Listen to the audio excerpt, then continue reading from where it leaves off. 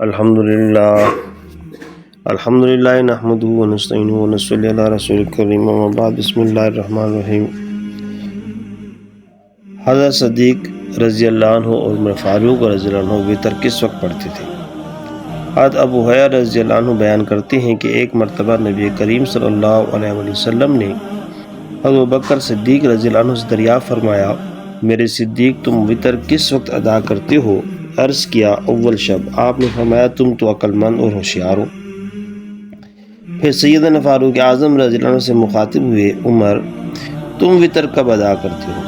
عرض کیا یا رسول اللہ صلی اللہ علیہ وسلم میں آخر شب نماز وتر ادا کرتا ہوں۔ آپ نے فرمایا ہاں تم زور آور اور جفا کش ہو۔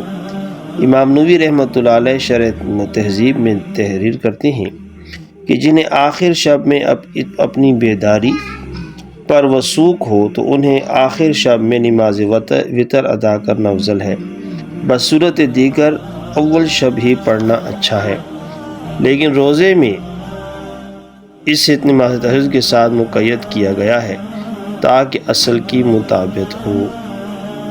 اللہ تعالیٰ آپ کو مجھے صحابہ کی اتباع کرنے کی توفیق عطا فرمائے۔ جزاک اللہ خیرا۔